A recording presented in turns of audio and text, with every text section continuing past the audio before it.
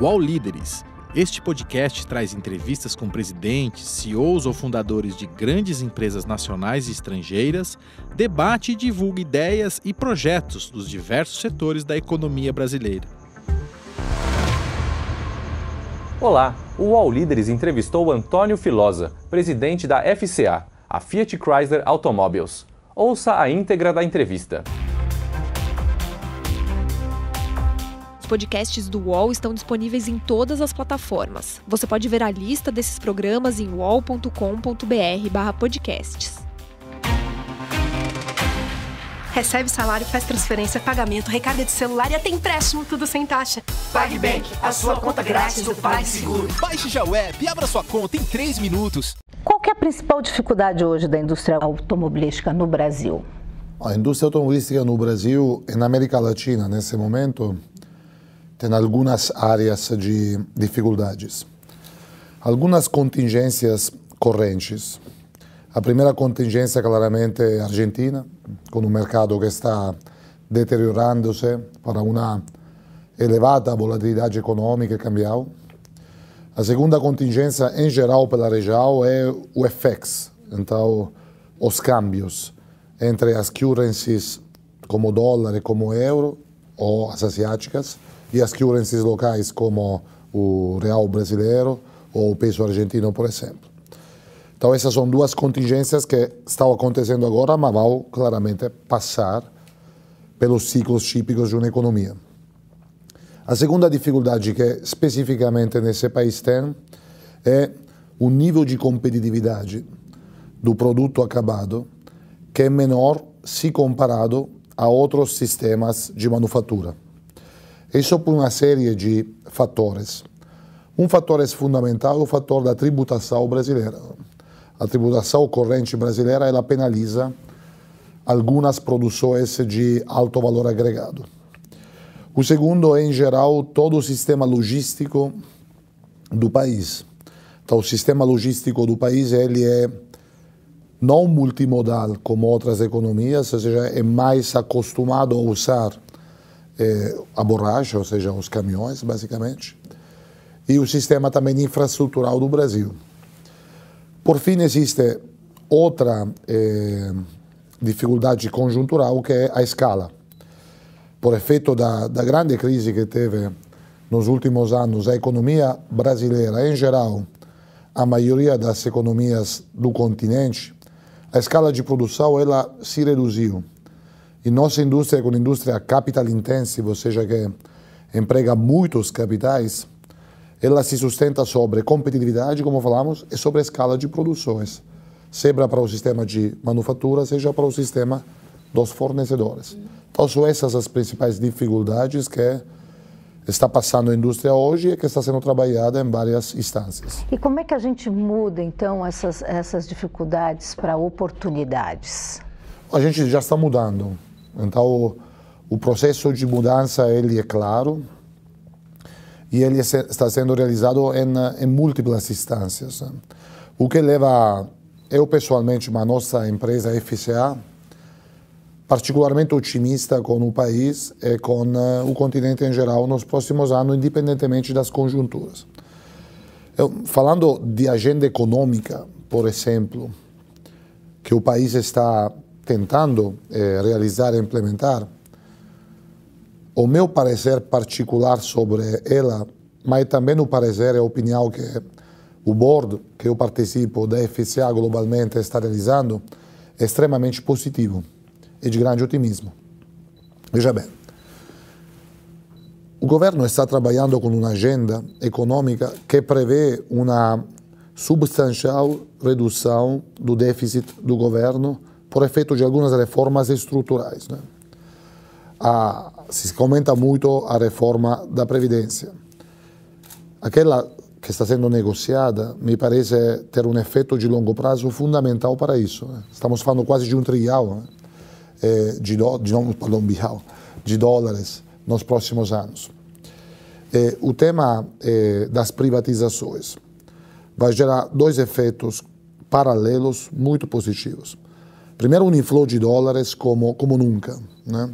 Por efeito de empresas particulares ou brasileiras ou não brasileiras que vão adquirir assets produtivos ou de outra natureza, logísticos, agropecuários, financeiros, que agora são gerenciadas por um viés governamental, né?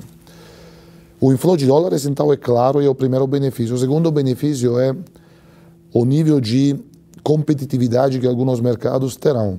E concorrência nos mercados sempre é beneficial para as indústrias, a economia e, claramente, o consumidor final. Então, o que se está trabalhando como agenda econômica é a trilha, um caminho de competitividade agregada ao sistema sistêmico, estrutural. Isso é muito positivo. Se depois será possível manter alguns indicadores macroeconômicos ao nível que hoje estão sendo mantidos, inflação, juros básicos, ou até melhorar eles, dando sinais de estabilidade para fora, as agências de risco globais, né? Então Moody's, Fitch, elas terão tendência a melhorar o nível de risco do sistema Brasil. E melhoras do nível de risco percebido do sistema econômico, sobretudo para mercados emergentes, também mobilizam grandes quantidades de recursos financeiros, que começam a enxergar aquela economia e os assets daquela economia, financeiros nesse caso, como bons investimentos para os investidores que representam. Isso adiciona dólares a já um inflow de dólares muito positivo. Então imagina, você privatiza, você gera muita competitividade estrutural, seja industrial, seja financeira, e faz isso em um ciclo econômico que todos esperam, mas acho que o Brasil vai confirmar, econômico positivo, de crescimento, com PIB crescimento. Também a máquina interna do crescimento, então, vai gerar riqueza.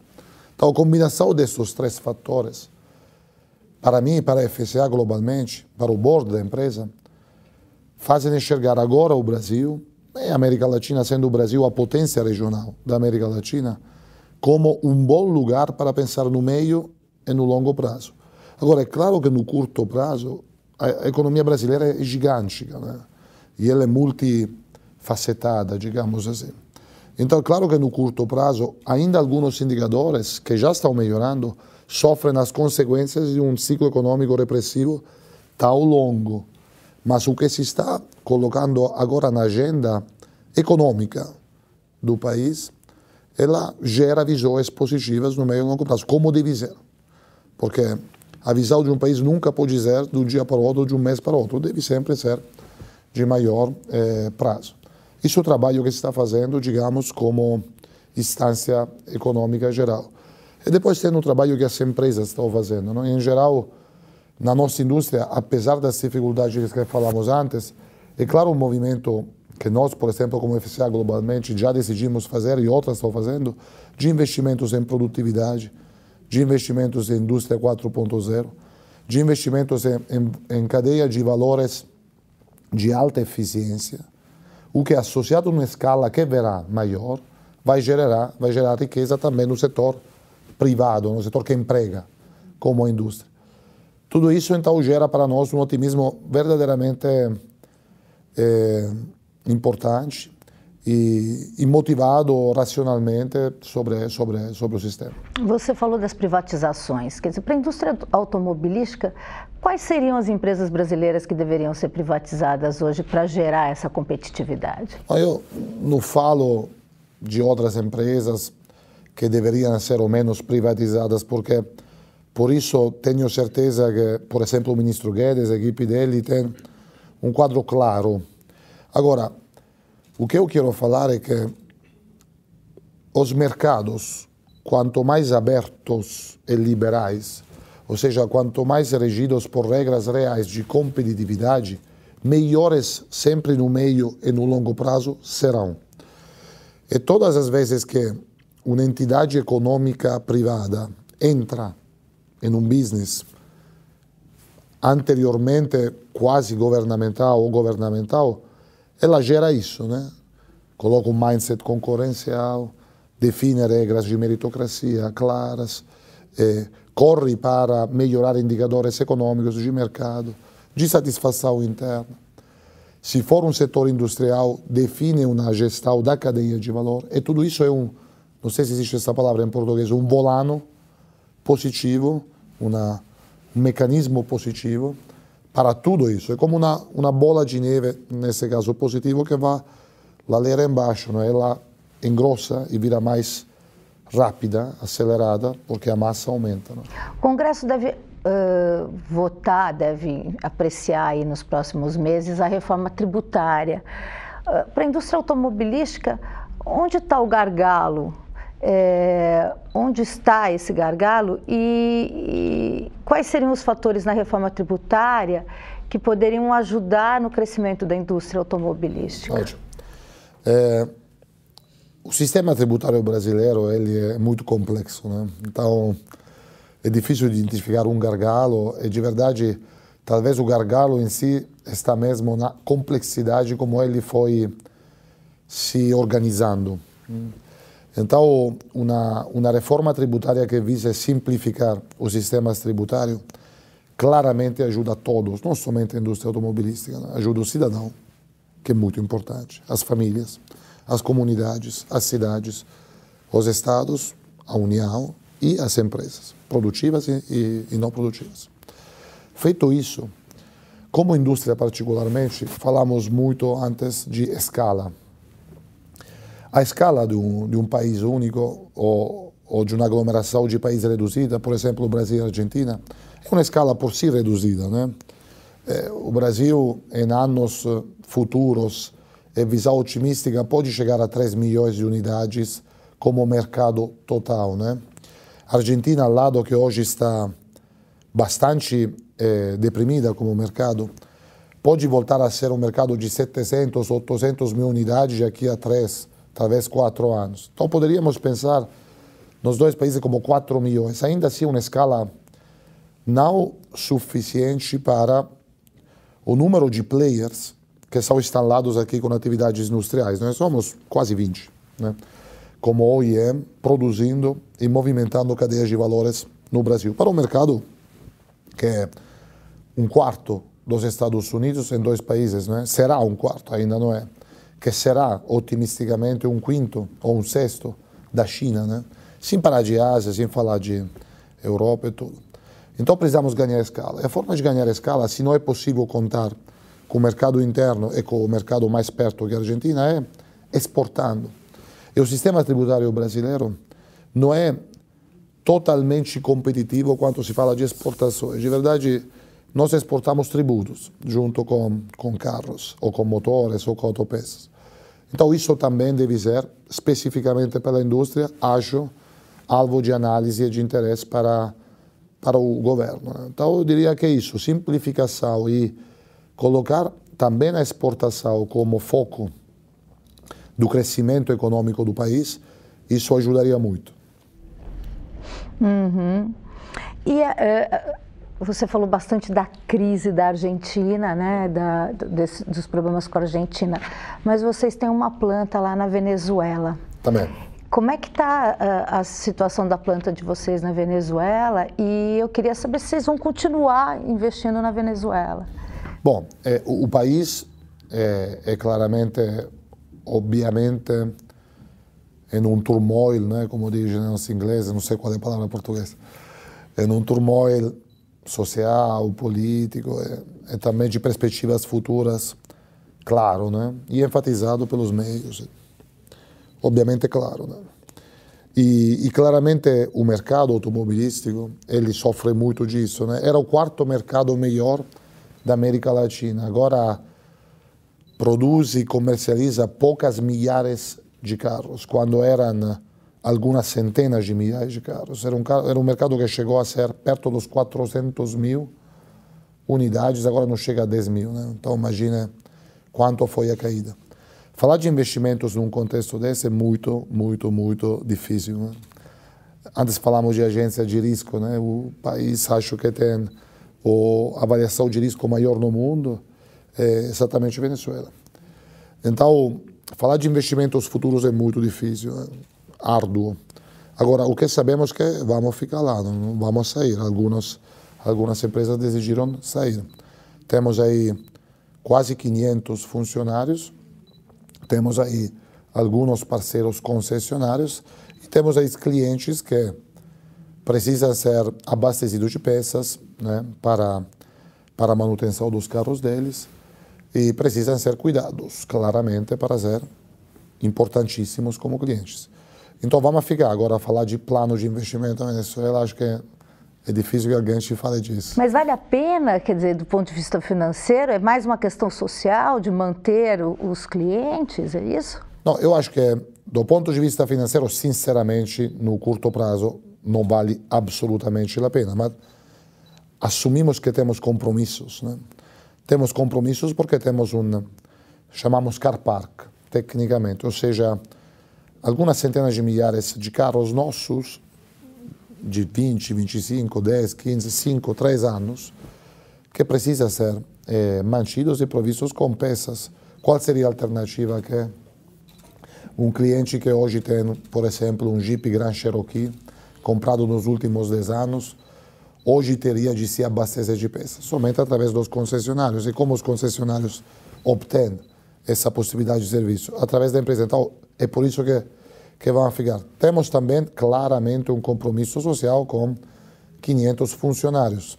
Não podemos pensar em crescer, não tem sentido crescer. Não vamos produzir muito, de verdade, pouquíssimo no curto prazo, mas temos 500 funcionários. Então, precisamos também entender como ajudar eles a passar esse momento. Mais uma vez, investimento para a realidade de Venezuela é muito árduo pensar. Agora, mantenimento é o que queremos fazer. Uhum. Então, vocês vão trabalhar mais com o mercado de reposição, sim, na Venezuela. E hoje vocês estão produzindo quantos carros? Não, o ano passado produzimos poucos mais que 100.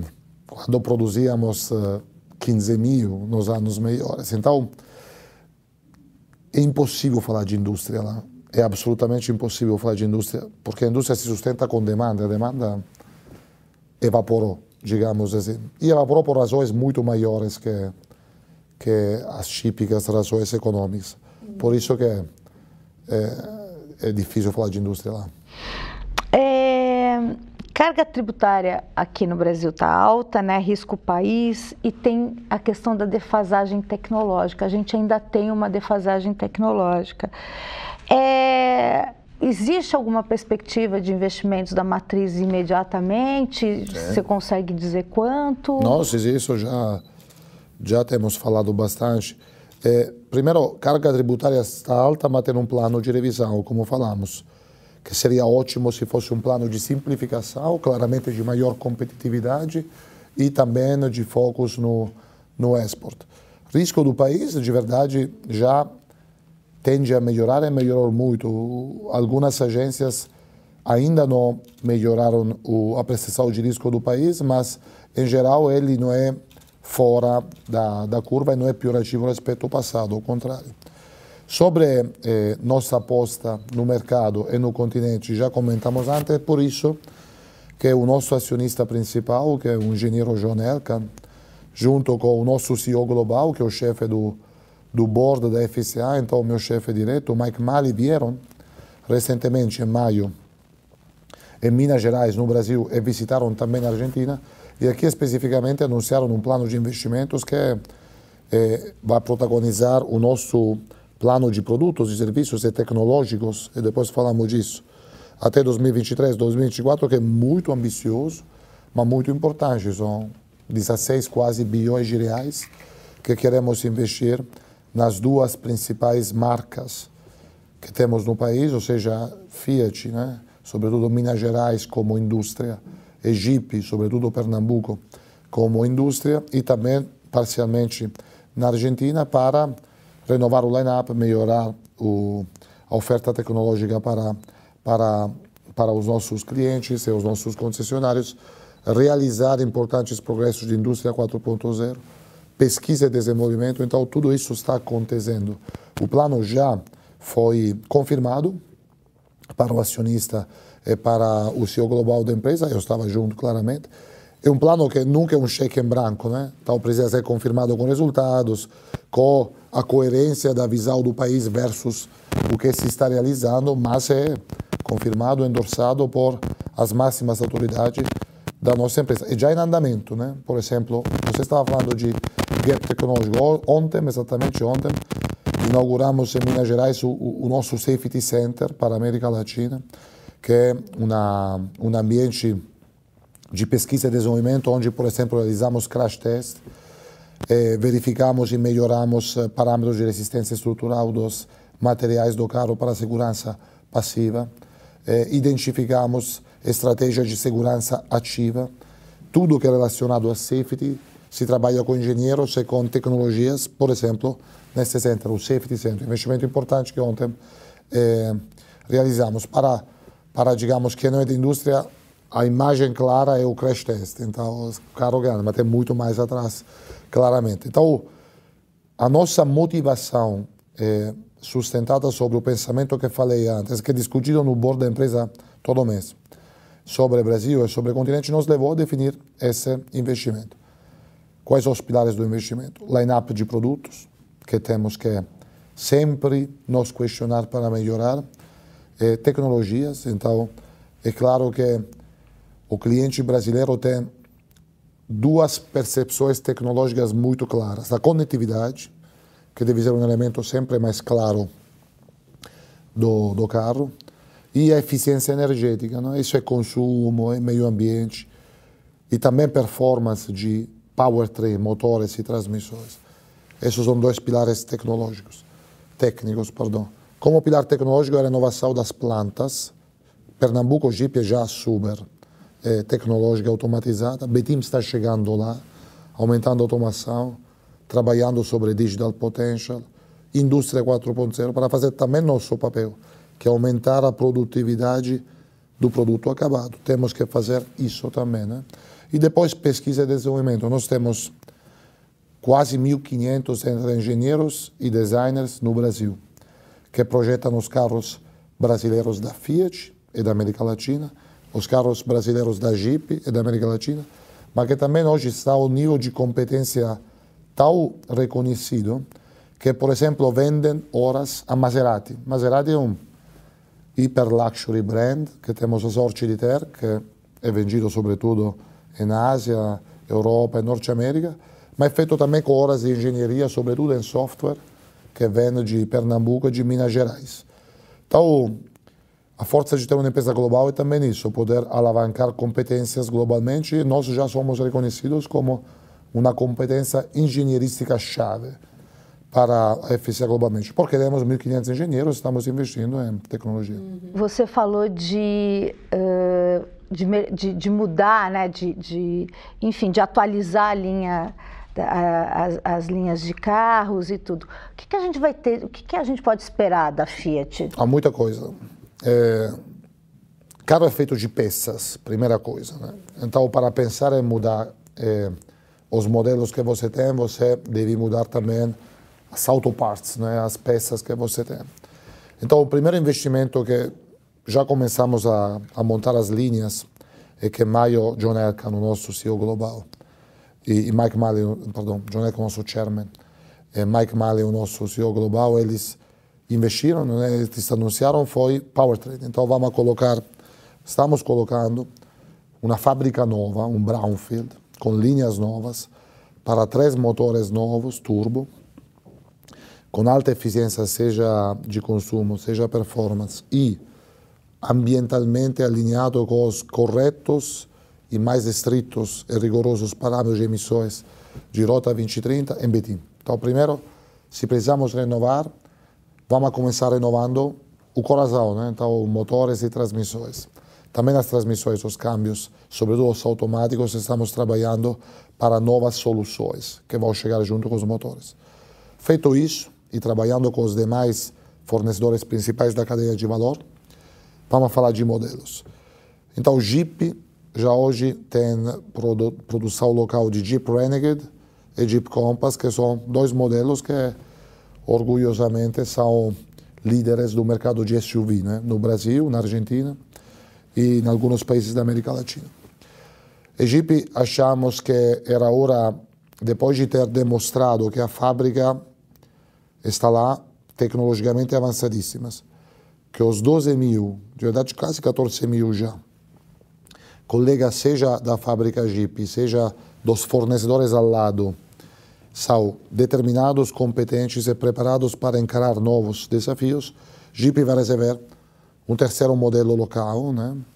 E esse terceiro modelo local vai ser a oferta mais premium que teremos para o mercado América Latina sobre a Jeep. Então, se já Renegade é um excelente modelo, Compass vai já numa lógica de sofisticação, lá entraremos numa lógica ainda mais premium para a Jeep.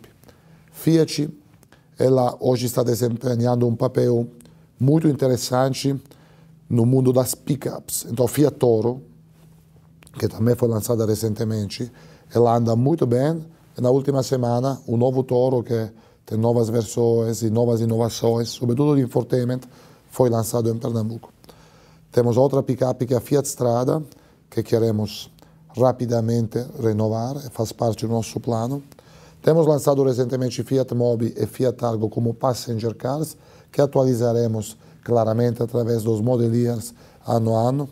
Queremos entrar com Fiat no mundo dos SUVs, porque agora o brand Fiat ele não cobre os SUVs, porque Jeep faz esse papel. Agora achamos uma forma tipicamente Fiat, que basicamente significa misturar um pouco de DNA italiano com um pouco de DNA brasileiro. Nós somos a mais brasileira das italianidades desse país e a mais italiana das brasileiridades desse país, junto com, que significa sobretudo design, e criatividade.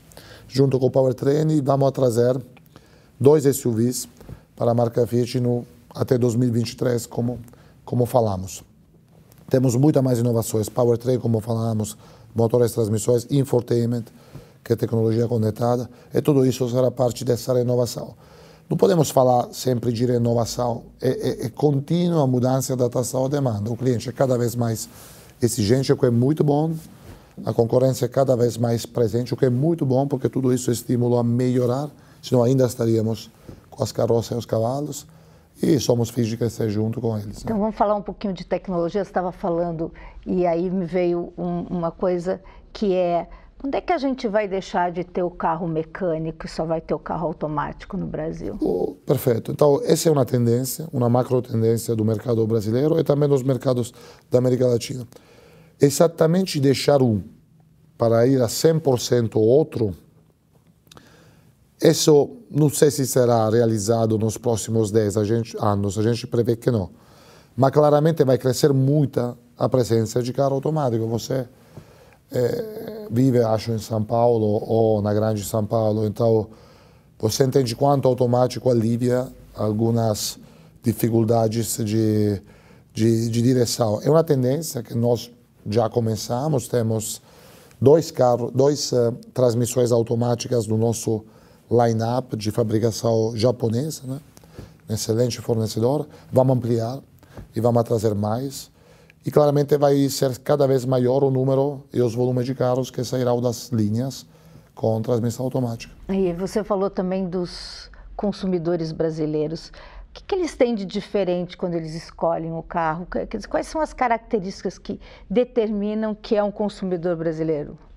Primeiro, é difícil generalizar, né? Mas é possível falar de 4 macro cluster de consumidores brasileiros, né? As famílias, né? As pequenas empresas, small business, as grandes frotas e as rent-a-car, e depois o 4º grupo que podemos chamar de Uber-type consumer, que é aquele consumidor que, por exemplo, aluga no rent-a-car um carro com um contrato mensal para fazer do carro uma fonte de geração de renda pela família. Então, quando falamos de consumidores, temos que entender esses 4 macrogrupos, como eles vão se modificar ao longo dos próximos anos. Quando se fala de famílias, a análise ela tem muitas possibilidades de análise, né? Muitas ferramentas, nós temos algumas e todos os competidores têm várias. E acho que estamos cada vez mais entendendo as famílias que elas querem fazer, né? Sempre falando de famílias, tem as famílias que compram pela primeira vez um carro, porque o Brasil ainda tem uma ampla parte do mercado que é primeira motorização, não sei se se fala assim, ou seja, famílias que entram no consumo de carros pela primeira vez. E depois tem as famílias que trocam o próprio carro e até famílias que trocam vários carros porque têm condição financeira para ter mais carros. Para as famílias em geral hoje, o que é importante no carro é a possibilidade de ser urban, convenient, uma conveniência urbana, performante como powertrain e como consumos, altamente conectado. Interessante porque no mundo, nas top 5 nações mais conectadas, o Brasil está lá. Quando você olha percentual de smartphone, por exemplo, por habitantes. O brasileiro ele faz esse gesto na tela do smartphone e totaliza 98 metros por dia médios. É interessante, né? E ele é um consumidor curiosíssimo e atento de mídia digital, que isso é muito bom. Tudo isso é muito bom. É claro que tudo isso deve ser replicado no carro, né? Então as famílias claramente têm essa tendência de demanda. Small business, eles veem, assim como large fleet, eles veem o carro como fonte de renda. Então, um dos parâmetros que eles avaliam é o Total Ownership Cost. Quanto me custa manutenção, compra, seguro, financiamento, consumo. Porque aquilo me serve para transportar coisas, para transportar pessoas, para agilizar minha logística. Então, aquilo é uma ferramenta de dinheiro, né? E depois tem os Uber Rent-A-Car, que também tem essa lógica, sobretudo falando de consumo e de manutenção. Então, você deve colocar no teu mapa estratégico tudo isso para entender qual será a demanda desses macrogrupos, né, no futuro. E no final, deve quase individualizar a demanda. Você deve entender o CPF ou o CNPJ individualmente. Uma mina tem uma demanda diferente, falando de business, de uma transportadora logística, claramente, né? Deve entender o que ele quer exatamente, né? Junto a isso tem tendências típicas como SUV, como pick-ups, que são óbvias, né? O consumidor brasileiro, no passado, o jovem brasileiro, o sonho dele, acho que também na Europa é assim, nos Estados Unidos, era ter um carro. Sim. Era a primeira... Essa tendência vem mudando, né? Uhum. Com os aplicativos, com a entrada de outros mobiles ali, né? Existe uma previsão de que o carro possa diminuir a quantidade de carros nos grandes centros? Vocês têm algum estudo a respeito disso? Sim. Temos estudos, sim. Vamos falar de tempo, né? Porque tudo é atrelado à variável tempo, né? Então, os grandes centros, eles têm claros problemas de mobilidade urbana para os quais devem existir respostas no mercado automobilístico, mas também fora do mercado automobilístico. O transporte público deve ser melhorado, né?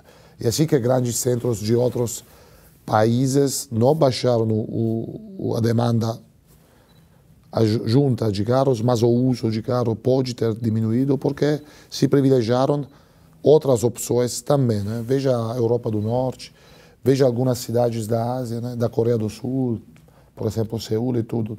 Investimentos gigantescos em viabilidade urbana, seja quando se fala de automóveis, seja quando se fala de outros meios, né? Agora, os aplicativos, eles claramente mudam o cenário competitivo da indústria. Mas, até agora, somente agregam demanda. Vou te fazer uma pergunta. Você tem carros? Quantos carros tem, família? 2 carros. Você usou Uber? Sim. Então, você comprou 2 carros e favoreceu a compra de muitos mais, porque Uber é a tua alternativa. Agora, talvez um dia você pensará de vender um carro. Ainda se a tua demanda de Uber adicionou muitas unidades a esse macro mercado que vejo em você, que vejo e a sua família, né? Então, nesse momento, existe um aumento generalizado da demanda que no Brasil foi comprimido, reduzido nos últimos anos, porque, obviamente, teve uma forte crise, né? Mas vai voltar. E no mundo é muito impulsionada para os emerging countries que se estão dando bem. Indonésia, Malésia, Camboja, Vietnã, são mercados já gigantescos que 10 anos atrás eram bem menores, né?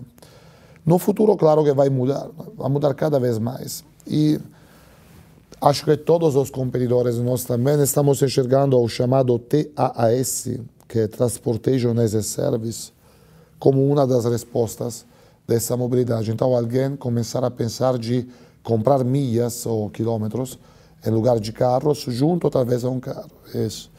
E Transportation as a Service, tecnologicamente, pode ser a chave para impulsionar ainda mais o que já é uma tendência forte, que é autonomous driving, né?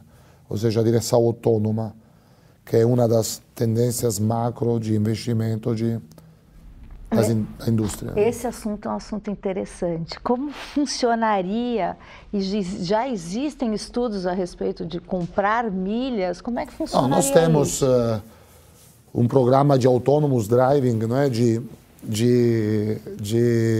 direção autônoma, que se associa também a experiências de TaaS, de TaaS, que está sendo em fase avançada de experiência na Arizona, no Nevada, no South California, através de uma parceria que a Chrysler, a FCA, Fiat Chrysler Automobiles, mas a Chrysler com a Pacifica, que é uma minivan americana, híbrida e não, está fazendo com o Waymo, né, que é Google, basicamente. Então temos algumas centenas, né, de Pacifica que tem um nível de autonomia de condução elevado, né, entre os mais elevados da indústria, e que serão associados a experiências e modelos de TaaS. Essa é a minha opinião, mas enxergo uma parte da demanda no futuro importante que é, através de aplicativos, comprar milhas, né, pontos de coleta, ou até chegada da milha transportada sobre rodas na tua casa, e você vai. Pool, ou seja, carros que transportarão 2, 3, 4 pessoas que estarão comprando simultaneamente as milhas. Isso é o que você imagina, mas ainda não tem um processo dentro da Fiat ou fora dela, ou da Chrysler acontecendo? Não, nós somos uma empresa global, né? Temos presenças nas 4 principais regiões do mundo, né? Que é Norte América, Latinoamérica, EMEA, que é Europa, Middle East e África, e APEC, que é Ásia-Pacífico. Existem experiências menores, né, que estamos testando nesse sentido. Agora, a tecnologia que é Autonomous Driving, que deveria ser uma fortíssima aliada dessa experiência de business e também de modelo de mobilidade, ela é muito avançada, está sendo absolutamente globalmente pilotada, com investimentos importantíssimos, como já foram anunciados, e em fase avançada também de análise. Então, vai chegar. Fala um pouquinho para mim sobre o etanol. A Fiat foi pioneira no... 30 anos atrás, primeiro carro no mundo, Fiat 147. Como é que estão as pesquisas e como é que está esse mercado hoje para a Fiat? Hoje está acessível a todos, né? E no futuro, na nossa visão, vai ser regionalmente uma das alternativas mais importantes do futuro da powertrain, né? Junto com outras. Eu vou fazer somente uma pequena análise com você. Lá atrás, 150 anos atrás, nos Estados Unidos se começava mass production, né? As escalas da indústria elas cresceram pouco a pouco e, digamos assim, nos primeiros 30, 40 anos de história passaram alguns milhões de carros, né? Nós vamos agora para 100 globalmente, milhões de carros e mais vendidos no mundo. A escala centuplicou. Lá atrás, a escolha era como vamos mover esses carros produzidos em massa, não é, com as tecnologias que temos. E a escolha sobre aquela escala foi única e foi petróleo e derivados do petróleo. Isso teve inflação da commodity, teve até alguns arranjos novos de balance, digamos, macropolíticos. E naquela hora, pela escala de vida, era uma alternativa possível, né? Não podia ser muito mais. Quando você fala de escala de 100 milhões de carros, e o número de players reduziu, né? Porque cada vez mais os players se juntam e como Fiat Chrysler fazem empresas únicas partindo de várias. Então, escalas maiores e players, digamos assim, menores respeito ao passado, a escolha natural será diversificar o portfólio. E uma das alternativas regionais que temos é etanol. Agora, precisa melhorar a tecnologia de powertrain de etanol. 40 anos atrás, a gente foi pioneira nisso e queremos ser entre os pioneiros também para a melhoria dessas tecnologias. É por isso que em maio foi lançado esse projeto, estamos construindo a fábrica dos motores novos que tem essa ambição, esse projeto engenheirístico. Serão motores de alta eficiência de etanol. O etanol ele é muito bom, porque você sabe que a Rota 2030 definiu pela indústria novos e mais rigorosos, perfeito, parâmetros de emissões, perfeito. O meio ambiente é algo que temos absolutamente a necessidade de preservar. Etanol ele tem a característica de ser quase neutro na cadeia, porque do CO2. Porque o etanol ele durante o cultivo e o plantio por exemplo, da cana-de-açúcar, tira CO2 na fotossíntese do ambiente e depois claramente ele é usado nos motores. Então, toda essa equação se chama from well to wheel, do plantio até o tubo de escapamento, ele é quase neutro, é bom para o meio ambiente quando vamos isso. Então, o etanol será claramente uma possibilidade. Agora, precisa do mercado em si ser sustentado também. Então, tem programas governamentais para fazer isso e tem uma infraestrutura fantástica, porque cada posto de gasolina hoje vende etanol, né? Então, a infraestrutura já está lá. Você acha que é uma preocupação do governo federal a questão do etanol? Eu acho que sim. Eu acho que, em geral, pelo menos para mim, é quase óbvio enxergar isso como uma nova Eldorado para o Brasil, né? Uma nova fonte de riqueza para o Brasil. Temos laboratórios absolutamente avançados, temos universidades que investem em pesquisa nesse sentido, temos empresas que fazem isso, temos fazendas de altíssima produtividade, entre as melhores do mundo. A cana-de-açúcar, o etanol de cana-de-açúcar é que mais eficiência tem nos motores respeito a outras possibilidades de etanol em outros lugares do mundo. Então é uma combinação que não vai ajudar somente a indústria da automobilística, os próprios fornecedores, os próprios concessionários, mas também representa uma alternativa de business para agropecuário em geral, né, para o mundo das fazendas. Representa uma possibilidade de alavancar programas de pesquisa e desenvolvimento dedicados, que já são fortes. Então, é um sistema de progresso, não é somente uma indústria. Uhum. Por que a proposta de fusão com a Renault não se concretizou? Olha, essa pergunta, tenho limitações para responder. Não, foi feita, vou replicar um pouco o que você sabe da imprensa. Então, foi feita uma oferta, essa oferta foi avaliada e uma parte do board do grupo Renault decidiu não dar uma avaliação da oferta para que a nossa empresa decidiu não progressar na mesma. Não é? Mas faz parte de negociações tão estratégicas, tão importantes assim. Uhum. É que na nota oficial que vocês divulgaram, dizia que não existem condições políticas na França atualmente para que essa fusão tivesse sucesso. Condições políticas, o que a Fiat quis dizer com digamos isso? Que o grupo Renault, entre os acionistas de maior peso, tem o sistema França, digamos assim. Eu acho que a nota foi escrita nessa direção, porque a parte do board do grupo Renault que fez avaliações específicas foi daquele lado. Então, acho que a nota ela expressa isso. Ora, industrialmente, engenheiristicamente, como cadeia de valor, como o chamado footprint industrial, as fábricas que temos no mundo, tinha muitas das condições para dar certo, né? Tem ainda. E você lamenta? Não, olha... Tudo bem. Recentemente, houve uma movimentação na Fiat lá em Betim, de entrada e saída de gente, de demissões.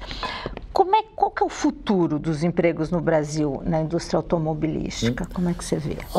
Teve uma crise, né, nos últimos 5 anos. Nos últimos 5 anos teve uma baixa de volumes expressiva, né? Imagina que o mercado já superou 3,6 milhões de veículos no Brasil. Já o mercado argentino quase chegou a 1 milhão. Agora o mercado argentino está a 450 mil como previsão de mercado do ano, 45% somente do quase o máximo que atingiu. O Brasil esse ano vai a 2,7, né? Quase 1 milhão de veículos a mais do máximo que atingiu. Então, claramente, eu falei que a nossa indústria é capital intensive, mas também é human intensive. Então, claramente, nos últimos 5 anos teve um enxugamento de alguns quadros. Mas agora vamos começar, com o mercado retornando, a empregar mais, né? Nós e o sistema de fornecedores. A nova fábrica de motores, claramente, é uma nova fábrica de motores. Então, temos o Fire, alguns, temos o Evo e Torque, que já tem as pessoas trabalhando neles, e teremos outros motores a fazer com novas pessoas. Isso necessitará de novos fornecedores. Os novos modelos, os SUVs da Fiat, a renovação da gama, o terceiro modelo da Jeep, também fará isso. Agora, desde o ano passado, esse ano, nós entramos com um turno novo inteiro, por exemplo, no polo automotivo Jeep de Pernambuco. Nós entramos com um turno novo, então significa todo um terço de pessoas a mais, o terceiro turno, e os nossos fornecedores fizeram isso. Lá temos 17 fornecedores que todos tiveram que atualizar o próprio quadro de pessoas para os volumes que a fábrica estava puxando. Então, o ciclo vai ser positivo. E o ciclo passado foi negativo porque a indústria caiu seguindo a economia, seja no Brasil, seja na Argentina. Qual é a característica do trabalhador? Né? Do passado a gente tinha um trabalhador que eram os mecânicos. Qual que é a característica do trabalhador, do novo trabalhador da indústria automobilística? A nova disciplina de produção da indústria automobilística é a indústria 4.0. E essa disciplina, ela emprega um monte de coisas novas, simulações digitais, apoio digital à produção. O operador de produção, que, by the way, o brasileiro é entre os melhores, se não o melhor que a FCA globalmente conhece, né? Flexível, criativo, dedicado. Os níveis de assenteísmo que temos nas nossas fábricas, comparados com os níveis de assenteísmo que tem nas fábricas de outros países no mundo, são entre os melhores, se não os melhores. O que fala da dedicação e da determinação desse operador. Mas não somente operadores. Os engenheiros, os supervisores de produções, os profissionais de qualidade da indústria que nós conhecemos aqui são extremamente talentosos, dedicados, determinados. Representam um pouco a vontade de superação que os brasileiros têm, né? Antes da entrevista estamos falando de otimismo e pessimismo. Isso é típico um pouco do país, independentemente do ciclo econômico. Agora, dentro da indústria 4.0, o perfil está melhorando no sentido de aprofundamento tecnológico, aprofundamento digital. O nível de domínio que um operador de produção, um supervisor de produção, os engenheiros e os futuros profissionais técnicos da indústria terão de processos digitais e processos manufatureiros de alta eficiência e complexidade será sempre maior. Então, a qualificação deles está melhorando, o que é muito bom, porque significa desafiar as faculdades a melhorar a qualificação do estudante quando ele sair. Significa entrar na vida das faculdades, trabalhando junto em cursos específicos que nós estamos fazendo, por exemplo, em Minas Gerais, por exemplo, em Pernambuco. Então, tudo isso vai gerar competência. A competência gera progresso, nunca é o contrário, né? Então, isso vai ajudar muito. Uhum. Qual vai ser o impacto na qualidade dos produtos e no emprego com o acordo do Mercosul? Vai ser muito bom. União Europeia. Vai ser muito bom. O acordo do Mercosul ele até me surpreendeu positivamente para quanto bom é, sinceramente falo. Ou seja, é claro que existe uma preocupação de quanto competitivos seremos versus Europa. Esse é um trabalho que nós temos que fazer, os nossos fornecedores têm que fazer e a agenda econômica do governo deve realizar para a parte dele.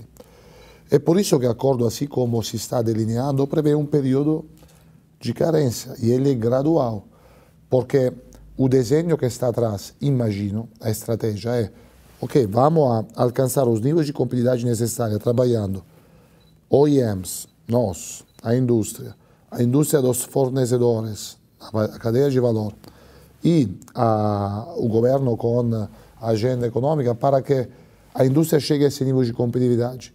E depois falei, quando você abre mercados, abre as escalas. Quando você abre as escalas, aumenta o nível de produtividade, baixa o custo de produção. E tudo isso é muito bom. Por isso, me parece feito bem e me parece uma excelente estratégia. Desde que tudo se acompanhe, né? Então, devemos realizar os progressos tecnológicos, devemos realizar os progressos de produtividade e deverá se realizar a agenda econômica que está bem pensada. Então, a indústria brasileira não se assusta em relação à indústria europeia com esse acordo? Não. Tem a obrigação de incrementar qualidade, tecnologia e competitividade. Mas isso é bom. Não existe uma economia que, abrindo-se de forma inteligente e gradual, perdeu com isso. Não existe. Hoje em Coreia do Sul, hoje em México, né? Com disparidades, com alguns problemas, mas quando a abertura é gradual, inteligente e acompanhada com um processo de agregação de competitividade, é muito difícil que a economia sofra, ou a indústria sofra com isso. Deve melhorar. Assim como deve melhorar o contexto competitivo, deve melhorar e deve se realizar os projetos da agenda econômica. Se tudo isso der, a indústria será mais forte, empregará profissionais com um nível de qualificação cada vez melhor e, como falei antes, puxará todo o resto, laboratórios, faculdades, fornecedores, concessionários. Como é que a política interfere nos negócios? Os negócios são uma coisa, a política é outra, obviamente. E é bom que fiquem separados. Mas é claro que os negócios eles são realizados em marcos regulatórios, em marcos fiscais, em marcos de arranjo logístico e infraestrutural. E tudo isso depende de decisões políticas também. A gente não pode influir no futuro da rodovia Fernão Dias. Podemos manifestar insatisfação ou satisfação com ela e pedir envolvimento ao máximo nível para que uma artéria tão fundamental, por exemplo, do país seja cada vez mais melhorada, porque aquilo é produtividade e competitividade. Então, são dois mundos que coexistem, claramente, mas vivem de dinâmicas diferentes. Agora, o negócio depende do marco e do entorno que a esfera política exige para o país. É preciso melhorar Fernão Dias, né? Falei Fernão Dias, mas em geral, a infraestrutura rodoviária brasileira precisa melhorar. Em geral, o Brasil deve aproveitar mais das milhares de quilômetros de costas que tem, através de portos de maior produtividade e através de possibilidade de virar verdadeiramente uma logística multimodal. Cabotagem, quando você tem um país continental e que tem tanta costa assim, deve ser uma alternativa real, competitiva, produtiva, né? E os aeroportos, através do processo de privatização, seguramente melhorarão. Então, tudo isso deve ser pensado, né? Mas a situação dos portos está entrando na agenda do governo agora, ótimo. Foi anunciado recentemente. Mas o que eu falei, ou seja, imagine a indústria, o coração e todos os modais logísticos, as artérias, as veias para o sangue fluir. Não adianta ter uma indústria, um coração super pulsante, se as veias, as artérias e os capilares que vão trazer o sangue, o fluido para o país todo não é competitivo também. Então, se nós queremos exporto de verdade, os portos devem ser preparados para exporto, né? O calado do porto, a burocracia deles, a produtividade da operação logística. Existem portos no mundo que se transformaram incrivelmente e continuam se transformando com os meios digitais que existem. ano a ano. Antwerp é um porto incrível no norte da Europa, no meio da Europa, na Bélgica, né? Assim como muitos portos asiáticos, aeroportos, né? Rodovias, etc. O Brasil está menos corrupto? Corrupção é algo que precisa absolutamente combater, porque corrupção a todos os níveis, né?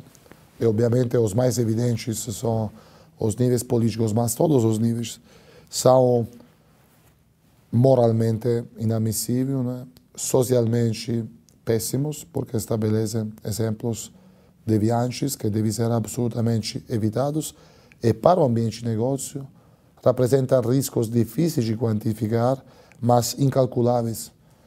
É a credibilidade que o mundo cria para ele sobre o conceito de um país que tem problemas de corrupção é infinitamente menor para negócios que a credibilidade de um país que combate a corrupção ou que é quase livre de corrupção, né?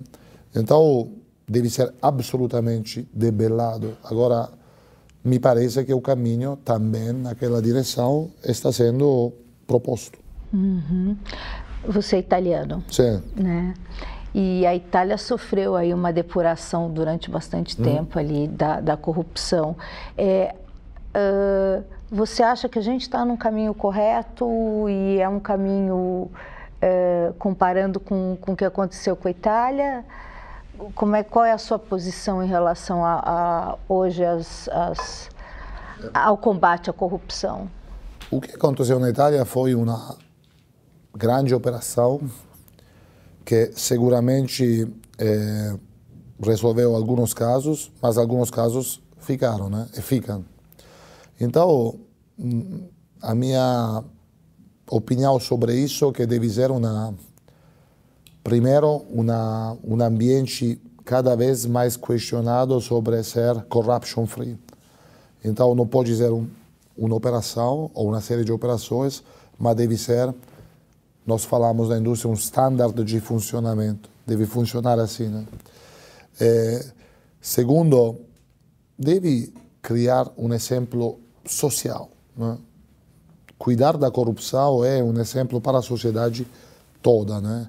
E acaba tendo impactos positivos para todos. Então, o caminho deve ser da continuidade e não da operação individual. Agora, a operação individual é bom para a máquina começar a ir naquela direção. E a visibilidade que se dá do tema também é bom, porque gera aquela humana e correta indignação que pode ainda mais acelerar e mover essa máquina. Então, vamos falar um pouquinho mais de tecnologia e da indústria 4.0. Okay. Eu queria que você trouxesse um pouco para o leitor quais são as tecnologias que ele vai poder ver no futuro, nos carros, ou as que existem hoje também. Como é que ele percebe essa inteligência artificial e essa indústria 4.0 quando ele dirige o carro dele? Ok. Eu vou fazer um quadro de todo o que é a indústria 4.0. Então, você pergunta sobre o consumidor, perfeito. Então, o consumidor, ele terá cada vez mais, nos anos a vir, a possibilidade de fazer com o carro que ele hoje está acostumado a fazer com o smartphone ou com um device próprio, ou até mais, né? Então, vai ter voice control, então o consumidor vai falar, toca essa música, né? E o carro vai ser inteligente o suficiente para ler o sotaque, o idioma, e para que o Rolling Stones toquem como ele pediu, né? Vai ter a possibilidade, sempre através de voice command ou digitando, de, por exemplo, pagar contas, de ter uma assistência direta no próprio carro. E também de se conectar, por exemplo, com outros sistemas, tipo a casa, se a casa for, digamos assim, pronta para se conectar com o carro. Isso vai acontecer. Agora, indo dentro da indústria, como isso se realiza? Pesquisa e desenvolvimento, alianças com parceiros que não são tipicamente da indústria, por exemplo, Google, por exemplo, Facebook, por exemplo, WhatsApp, por exemplo, outros. então ampliando a abrangência das colaborações tecnológicas e técnicas que tipicamente a indústria tinha. Sempre indo atrás, uma cadeia de valor, ou seja, fornecedores que também entendam e abraçam esses conceitos, e muitos, sobretudo globalmente, já fizeram ou estão fazendo. Modelos de comercialização cada vez mais digitais, então, em geral, a concessionária vai ser menor, com menos carros lá, mas mais telas para poder navegar o carro com uma touchscreen e entender como ele funcionará ou se ele é adequado às próprias exigências, né? Então, tudo isso vai acontecer. E depois você chega na fábrica, e a fábrica também vai a produzir com esse viés. O robô que hoje dá um ponto de solda, ele digitalmente falará com o seu manutentor, que terá um device tipo smartwatch, e ele verá, esse robô precisa de manutenção. Então não precisa mais de um manutentor sempre ao lado da máquina, mas ele pode fazer outras coisas, por exemplo, treinar outras pessoas, e em momento real time ser avisado que precisa mandar alguém lá, ou ele mesmo ir lá para cuidar daquela máquina. Esse é um exemplo. Falei antes que as nossas fábricas têm um nível de absenteísmo menores de todas as demais fábricas que temos no mundo. Isso porque a determinação, a dedicação do profissional brasileira ou brasileiro é incrível. Como melhorar o nível de absenteísmo tão alto? Prevenindo, né? Ou seja, prevenindo o microacidente, a lesão muscular. Então, existem hoje estudos que nossos operários, nossos supervisores de produção fazem intensos sobre ergonomia do operário, né? Porque o operário que faz um movimento, por quanto agevolado seja durante 8 horas, esforça músculos.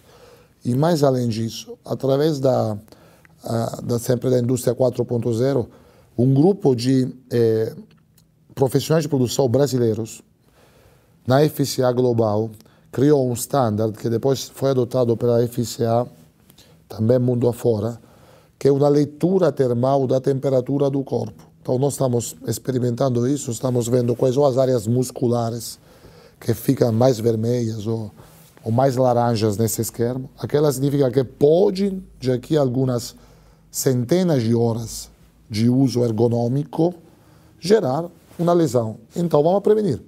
Por exemplo, trocamos o operário. Esse operário já está a um nível laranja, digamos assim, que significa que daqui a 3 semanas poderia ter um pequeno fastídio e daqui a 2 meses parar porque estão com um pouco de dor.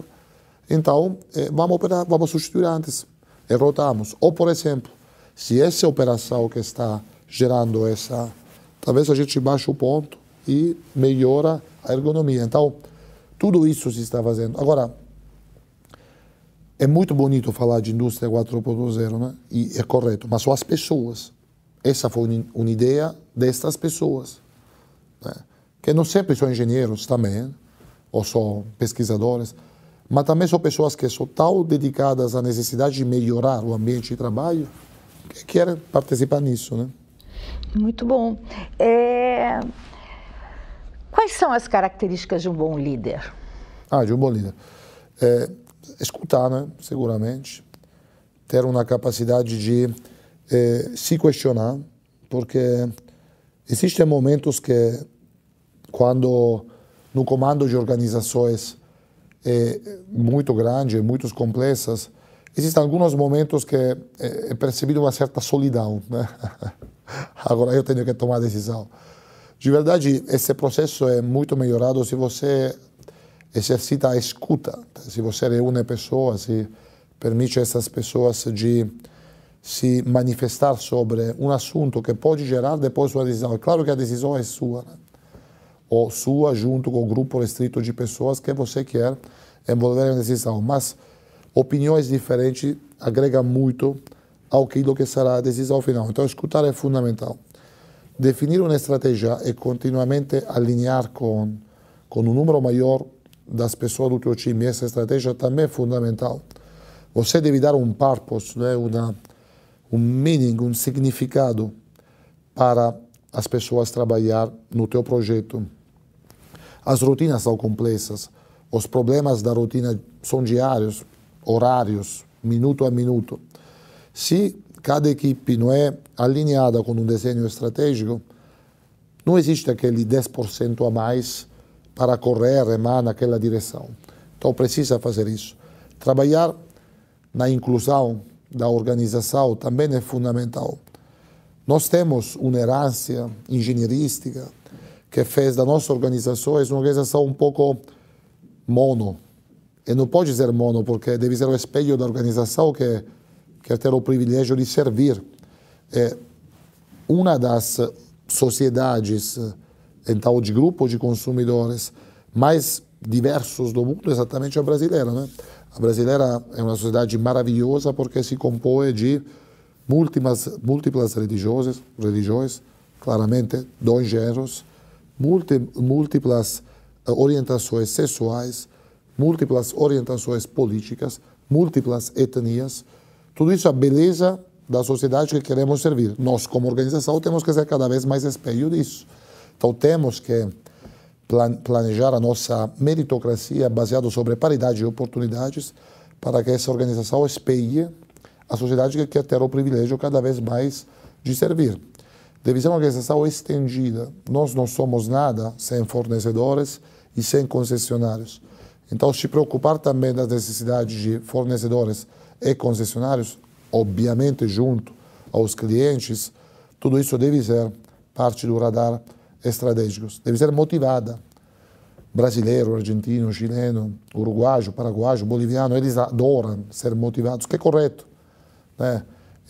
Não é prazeroso um ambiente de trabalho que não tenha energia e motivação para ir para frente. E tudo isso acho que é o papel do líder, é isso muito mais. Uhum. E como é que constrói uma carreira de sucesso como a sua? Eu tenho uma carreira do qual sou muito satisfeito, claramente, que foi basicamente toda feita em única empresa. Eu somente um ano, no começo da minha vida profissional, trabalhei fora da o que era Fiat, grupo Fiat, e depois virou FCA. Então, a minha carreira já foi construída dentro da FCA e sou muito orgulhoso disso. Meu nível de gratidão para a FCA é muito elevado. Agora, sempre me preocupei trabalhar muito em muitos países, né? Em muitas áreas, e também olhando o máximo possível fornecedores e concessionários. Então, eu tentei circular dentro dos vários departamentos da empresa, dentro das várias realidades geográficas da empresa, para entender o máximo possível, para agregar conhecimentos. Acho que isso seguramente ajudou. Uhum. E aí a gente vai acabar. Um conselho para o governo federal. Oh, não, que responsabilidade. Não, eu acho que para que eu aprendi e entendi da agenda econômica, é isso que, pelo menos a indústria, mas acho em geral os setores produtivos brasileiros e a economia como todo, merecem e precisam. Então, agora o tema é timing, né? É implementação, como tudo, né? Você tem uma excelente estratégia, agora é tempo de implementação e sucesso na implementação. Tá bom, muitíssimo obrigada. Oh, obrigado a você.